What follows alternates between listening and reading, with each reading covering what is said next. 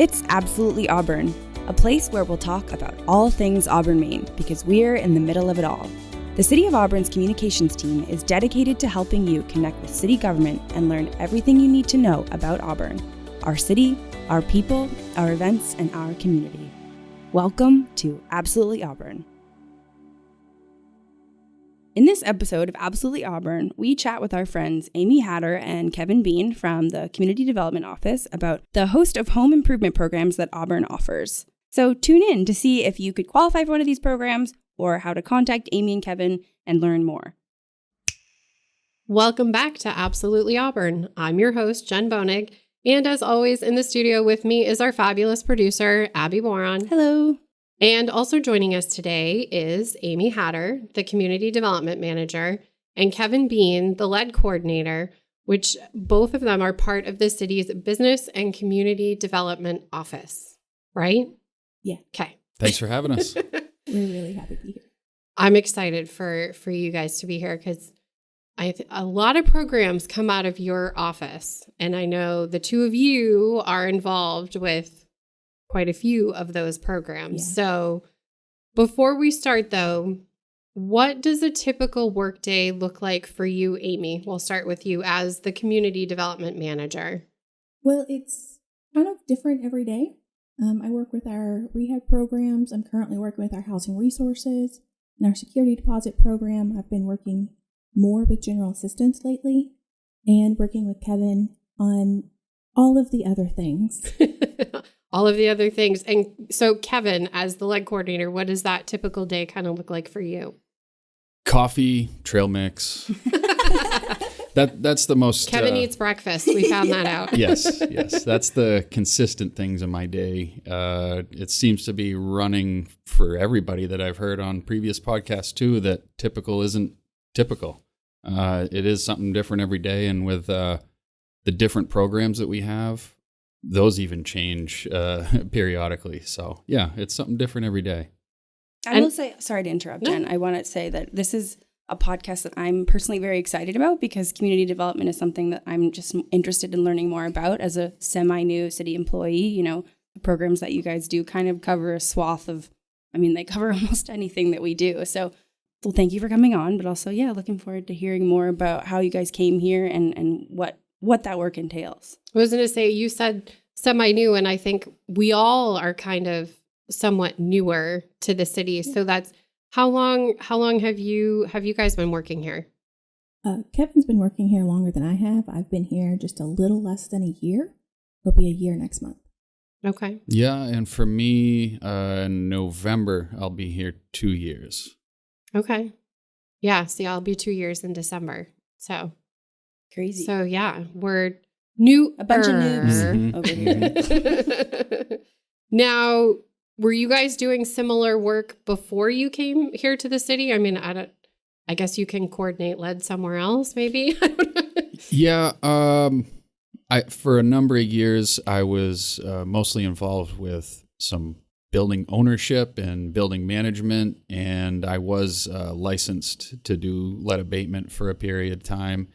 And that's kind of the experience I brought into this with being able to coordinate between landlords and owners and contractors. And that's the biggest part of the lead coordination piece. And then when you talk about all the other programs we have, it's the same feature. I'm in between the owners and the landlords and contractors that are going to do whatever work it is that we need to help get done. Mine was pretty different. I'm from Kentucky, and I worked at a radio station for people who are blind or couldn't read because of some other disability. I was the executive director there for over 10 years. So I did have some experience with federal grants, but it was from the other side as a recipient. And now I'm learning all the things to do as the grantor. Mm-hmm. Yes, yeah. So, well, I would say still somewhat similar work. And I think a lot of it's that relationship building piece. Mm-hmm. Yeah. Especially Kevin, I know for you and kind of having to act as that middleman, so to speak. Yeah. And navigating both sides of that, which it's kind of nice that you've been on both sides of it, so you know how it works. Definitely. Yeah. So that's helpful. So what brought you to Maine? I mean, if you don't mind me asking. Yeah, cool. Yeah, I was literally excited like a lot about the job. I'm gonna say how silly I was. My sister lives in DC. So whenever I saw the M, my brain said Maryland. But whenever I got the call, I was like, you know what? You were like, I'll move. You're like, Maryland, Maine. It's the same. Similar. Miles, Close enough. Right. I know. Hey, it's all right. We got you here, and that's all that matters. I'm really happy here. I'm glad I made the move. Awesome. That's good. That's good to hear. We like to hear that. Different, I've never been to the South, so I don't know, but it seems like it would be a big change. But, I'm glad to hear that you like it here. It's a lot cooler here. Obviously in the winter, Yeah. but it is nice to not have 100-degree days with 100% humidity. Yeah, absolutely. Oh, God. Ugh, sounds like my nightmare. So when I was doing a little research before this podcast, I was surprised to learn that more than half of the homes in Maine could have lead paint. I mean, they might not, but they could, because we have an aging housing stock. So and if someone is concerned, they live in an older home here in Auburn, and I guess whether it's an apartment or a home, if I'm concerned, what do I do? What should I do, Kevin? So one thing to look at is if your home or your rental is built before 1978, that's when you have probably some concern to be able to consider it. There might be lead in the home. It doesn't mean that it's not safe. Some work could have already been done, and if the maintenance is kept up, then things are probably pretty good. But it doesn't mean that it wouldn't hurt to get it checked out if you want to too. And one of the access points we have is our auburnmaine.gov website. If you go onto there, you can look down through our neighborhood drop-down menu. There's all the programs you can find right there. And there's even a place to be able to apply right online. And it has the guidelines right there to see, gives you some of that baseline information, asking you if it is a pre-78 home and some other quick things to look at in there to see if you'd qualify for the program. Okay, so kind of some of those general, I guess, screening questions. Now, I know lead paint is very dangerous when you have young children in the home. And I remember now, I think when my kids were younger, and I don't even remember what age it was, I know the pediatrician's office was like, how old is your home? And I was kind of like, why does it matter? And they're like, well, we're asking because we want to know, should we test your children for lead? And I was like, oh, like it didn't even dawn on me that that's why they were asking me the question. So do you have to have young kids in the home or? Not necessarily to qualify for the program, but if you do have young kids in the home, it's probably a good idea to reach out and we can at least do an initial inspection, which it's no cost. It's not gonna mark your house or home for anything that you wouldn't want it to be marked for. I would just be the one that would come in. I'd do an initial screening, see what things look like, if it's clean or not, based on that lead premise. And the biggest mode that children would get access to lead is lead dust. And the younger the child, the more that happens. They're going to be down on the floor more, and they just find things that we as adults don't always find. Maybe it's a stray Cheerio here or there. I have a couple of kids myself, and I know that I'll look down and be like, where did you get that? What is that? Put it down. Yeah. So that's where kind of the access point is for those really young kids. And that's step one. It's no obligation to do anything other than let me come and kind of do an assessment and see what the next steps possibly could be for you. So I know you mentioned it before. Lead information, program information, it is all on our website. And if you go to auburnmaine.gov and you click on that neighborhood tab, which you had mentioned, and then you select home improvement programs from that drop-down menu. And I know that's where, as I was doing research, that's where I found a lot of information on our website too about some of these programs.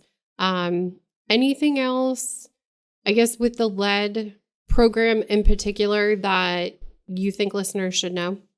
We have a partner, Healthy Androscoggin, that we work with. When we start this process, we can have them help out too with being able to educate and show whether it's a tenant or an owner some preferred ways to clean to help stay safe, whether it's been abated or mitigated previously or it's waiting to be. They just help to show you the best way to be able to care for your home in general to make it as safe as possible. Another place that you can get good information is on the Maine website, maine.gov. They have a few different lists of things on there that a regular homeowner or a tenant could have access to, and they can help you get some pre-testing kits as well. And those can get shipped right to your home so that you can do it on your own. And that'll help you to kind of get a first step in that process to see if it's something that you should be concerned about or not. Right. So whether you should move forward or not. Yeah. Now, if I'm a tenant, am I able to reach out on my own? Is that something, do I have to go through the landlord first and the landlord has to reach out? How does that relationship, I guess, work? As far as our website goes, there is a differentiation between tenant application and landlord application. It doesn't take anything else other than a couple clicks and you're where you need to be to apply. That can start the process with me and our team reaching out to the owners at that point and making sure that we get buy-in by everybody and that everyone's on the same page and there's no other surprises that pop up. Right. Okay. But a tenant could apply on their own and then you in turn would work with that landlord. Yep. Okay. Yep. That's good. It's good to know that the renters can kind of, if that's a concern of theirs, can take that first step and then you guys can work together. Right. Yeah. Yep. Now, obviously, remediating lead is very critical work. It's very dangerous for young children in particular, because as you mentioned, they get into everything and they can ingest lead in some crazy ways, I'm sure. Finding those stray Cheerios and lead paint chips and all sorts of fun things, right? Yep. But homes also can need other critical repairs too, whether it might be a new heating system or connecting to this the city water and sewer or any of those things.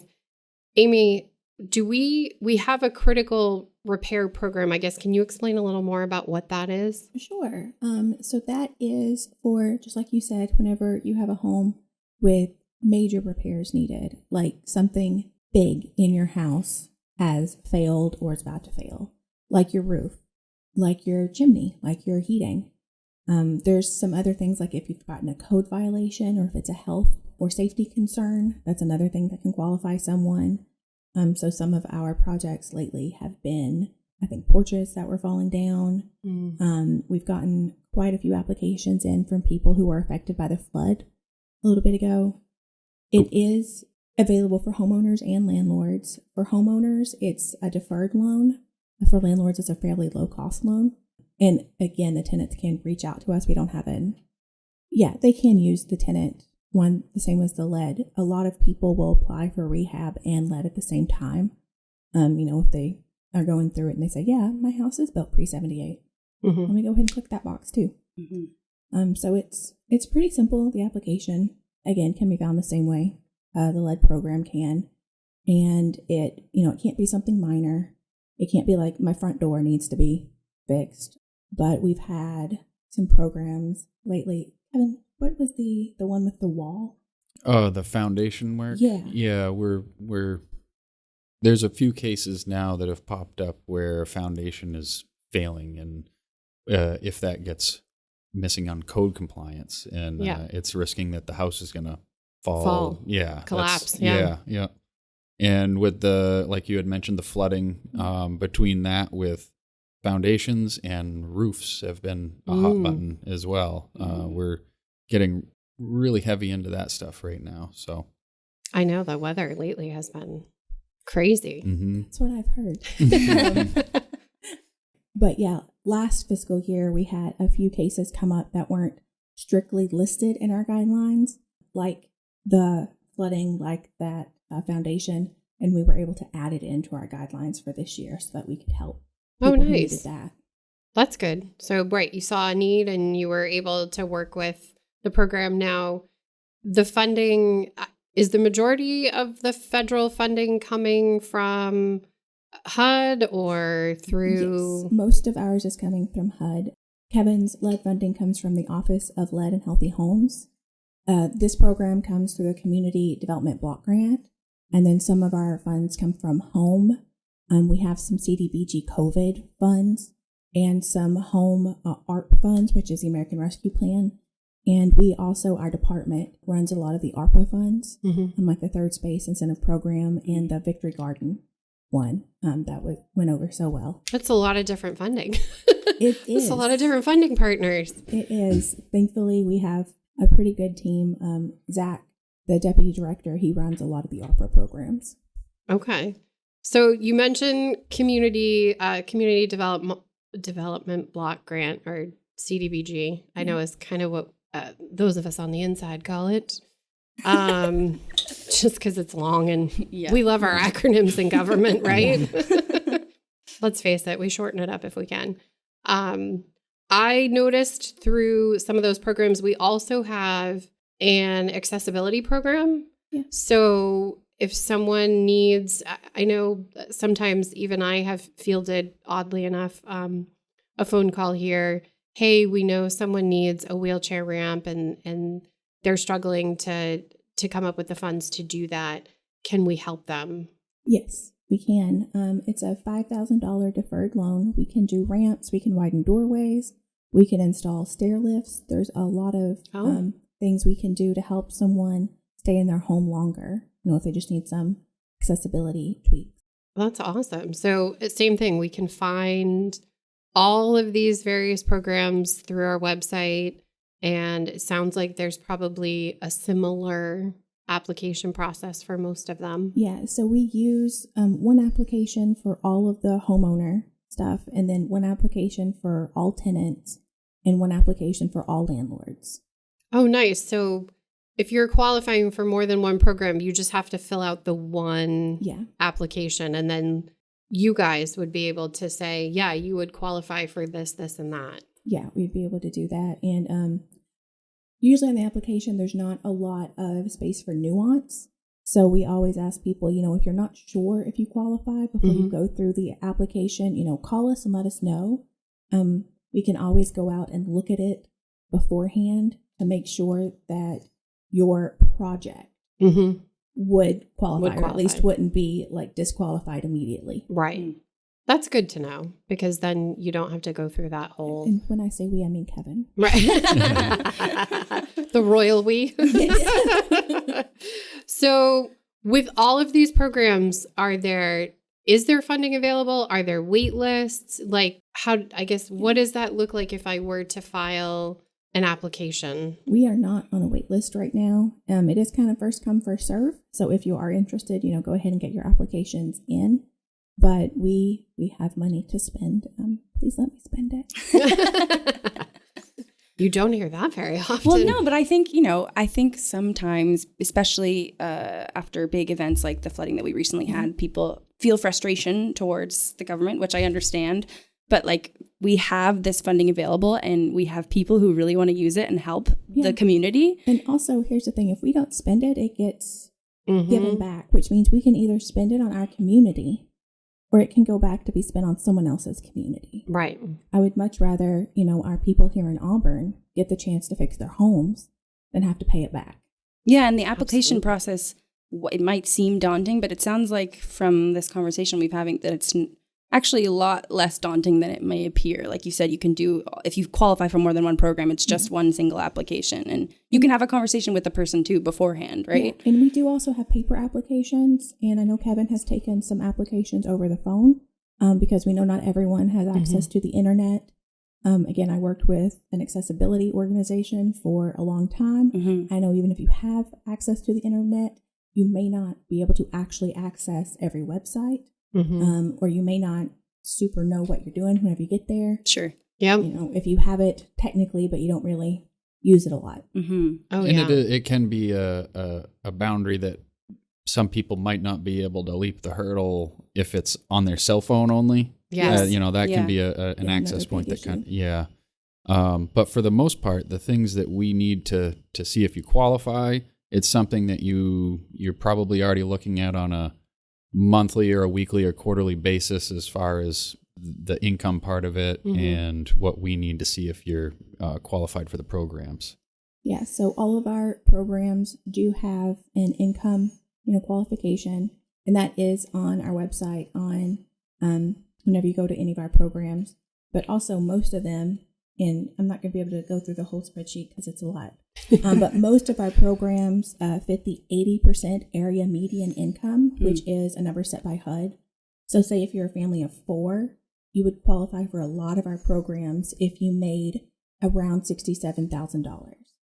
Some of our programs go a little higher, some are lower, but that fits the majority of the housing programs that we have. And yeah, if in doubt and you're not sure if you should apply, reach out to Amy or Kevin. I know your contact information too is on the website. Yeah. So if someone's on the fence and they don't want to take the time to try to fill out that application out of the gate, they can always reach out and talk to you and kind of Yeah, absolutely. talk that through over the phone to kind of see, hey, you really should apply. Or I would really rather someone call me and learn that they're qualified or not qualified before they, take the time to create an account, go through the application, and then find out that they're, $100 over what we can do. Yeah. Time is money too. Yeah. We get that. Absolutely. Are there any other home related programs or any other programs that you'd like to mention? Because like I said, I know your office with all of those different streams of revenue that come in from federal and state programs, you've got a lot going on over there. Yeah. So one I really want to highlight is our security deposit program. So for renters who income qualify, if they can find an apartment that qualifies for the HUD guidelines, we can pay their security deposit. Oh, and we can pay that's huge. up to 2 months of the rent as a security deposit. wow. That's awesome. I think I probably have heard of it or seen it on the website, but that's a big thing, the security deposit. I'm a renter, and that's something where it's a lot of money up front, and Moving is it's huge. expensive. Exactly. So, I'm glad you mentioned that, because I think, we do have a lot of programs available to homeowners, and I think that's amazing, but I'm glad to see there's an emphasis on providing support for renters as well, because that's huge. Any other programs, Amy? There's also 2 more. Please. I was like, give it. I see you looking at your list. I have a spreadsheet because I'm a spreadsheet person. So I made a spreadsheet It's okay, no of judgment. all of our programs and what funding they all come from and all of the requirements for them. So we have 2 programs that are for building new affordable homes. And these can either be rental or homes that you're going to sell. One is our ADUD program. This is an ADU. So if you're interested in building an accessory dwelling unit on your land where you already have your single family property, we can pay up to $33,000 or up to 15% of the project cost to help you do that. This one, the owner does have to, income qualify, and the tenants do as well. For the other one, which is the AHUD, which is very similar to ADUD, but this one is through the home federal funding through HUD. This can be up to $150,000. Wow. Oh, wow. It's not cut off at like a percentage of the development or construction cost either. If your project costs $175,000, we can still do that $150,000. So this is 1 to 10 affordable units.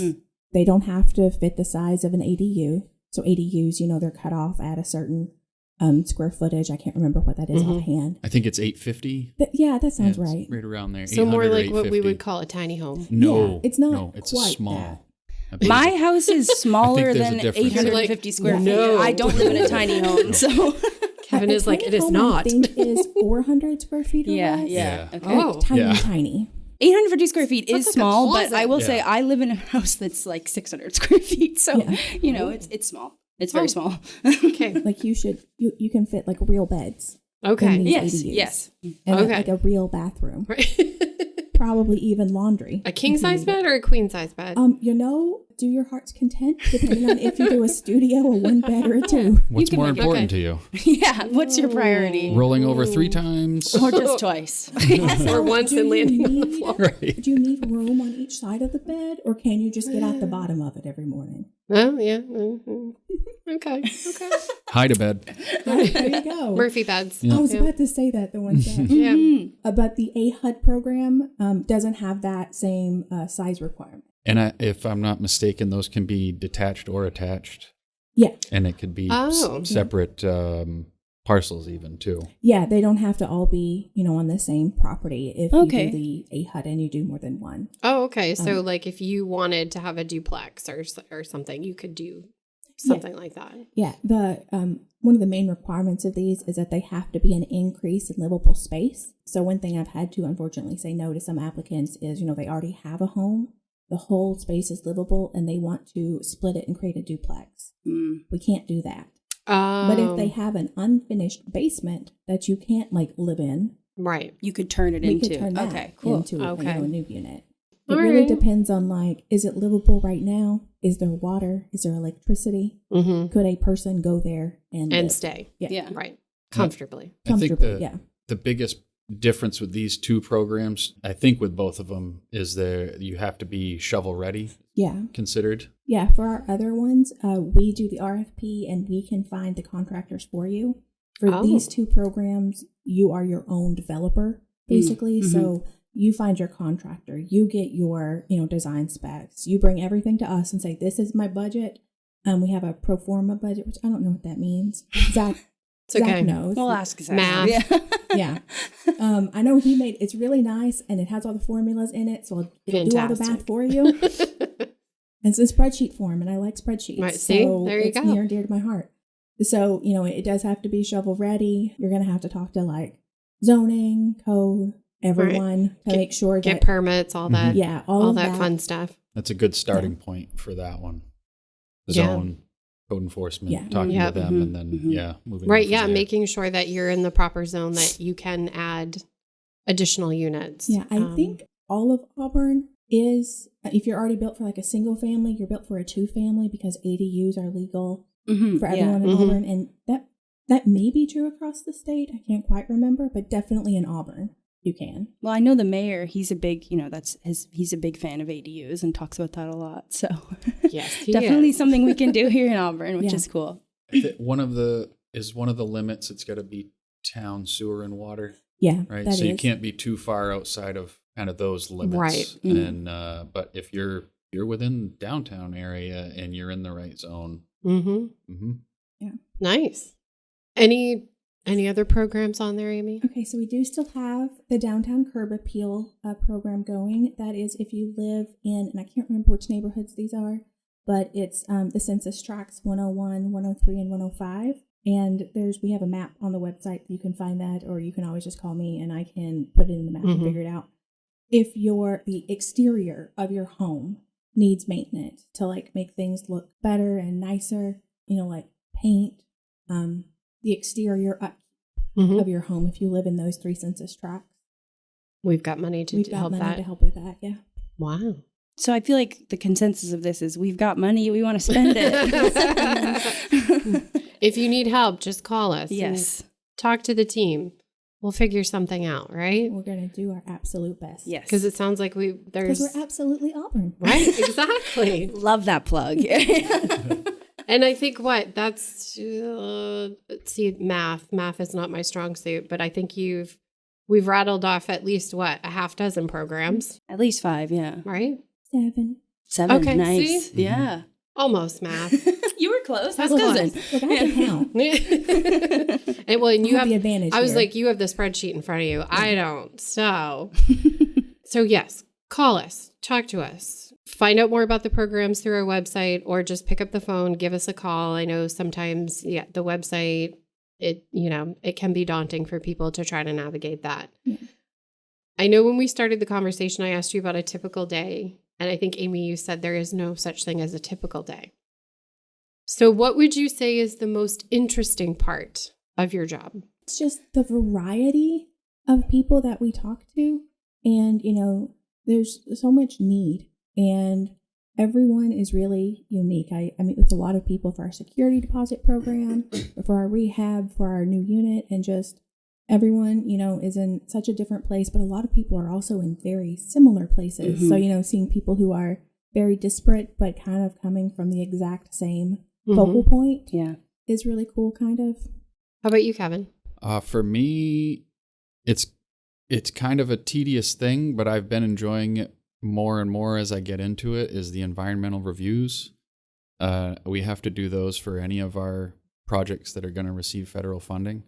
And even within the review itself, it covers a pretty wide range of things, like whether or not a place is in a flood zone, if it's historically significant, if it's going to have an effect on an already existing agricultural zone. There's a bunch of different things that it has to go over, but I'm doing it for all of our programs plus some of the other bigger city projects too. So that's the one that's intrigued me the most since being a part of the team. I'm very happy he does those. Yeah. At least somebody enjoys them. I'm sitting here going, ooh, that sounds awful. Sorry, Kevin, but look, all that matters is that you're enjoying it. Yeah, I do scratch my head, but it's interesting. We'll put it that way. Yeah, I'm sure. Well, it sounds like it entails a lot of different things. So yeah, variety. And a lot of outreach, and then that's sometimes the problem, is waiting to hear back from people that you're reaching out to. But it's because they're fielding these questions from multiple municipalities from all over. Yeah. So Now, what is your favorite thing about Auburn? And it doesn't have to be work related. I'm going to be very basic. I like the Riverwalk. Nice. Kentucky is a landlocked state. And yes, a river's not an ocean. But I didn't have anything like that where I could just go take a walk during lunch or anything. My old work was on the side of a very busy, it wasn't a highway, but it was a very busy in-town street. I like being able to just go out when the weather's nice and just walk and then, get some fresh air and come back refreshed, having not looked at a computer for half an hour. Yeah, I love doing that too whenever it's not raining. But just taking that 30-minute lunch and walking around, it's really special that our offices are, in such a nice location. Yeah. How about you, Kevin? I love that we have access to everything that a small city that you'd want to get from it, but we are just like a 5 or 10 minute ride to get out of the city. There's a lot of wildlife, there's hiking places, and one of my favorite things is the accessibility to multiple disc golf locations. I've gotten to be a big fan of that in the past 3 or 4 years, and there's no shortage of them around here. It's awesome. 8 of them within a 20-minute ride. So really? Yeah. I had no idea. My friend Emily's a big fan. I'll have to tell her. She used to come to Auburn and we had to play disc golf. Yep. That's awesome. Abby's going to have to start to learn. I know. Another thing on the list. Yeah, and have Kevin show you. Yep, that's great. It's a great time. Amy and Kevin, thank you so much for joining us. If you want any more information on these programs, visit us online, auburnmaine.gov. Click on the neighborhood on the top menu bar there and select home improvement programs, and you'll find information about the programs. You'll find that application. You'll find Amy and Kevin's contact information, along with some other folks in their office as well. But the majority of that information you should be able to find and access right on our website. So thanks again, Amy and Kevin, for joining us. Thanks for joining us on Absolutely Auburn. You can find all things Auburn, Maine at auburnmaine.gov and goauburn.me. You can also listen to us anytime, anywhere you get your podcasts, including Apple and Google Podcasts, Spotify, Amazon Music, and iHeartRadio, just to name a few. The City of Auburn's communications team wants to remind you that Absolutely Auburn is the only official podcast for the City of Auburn, Maine.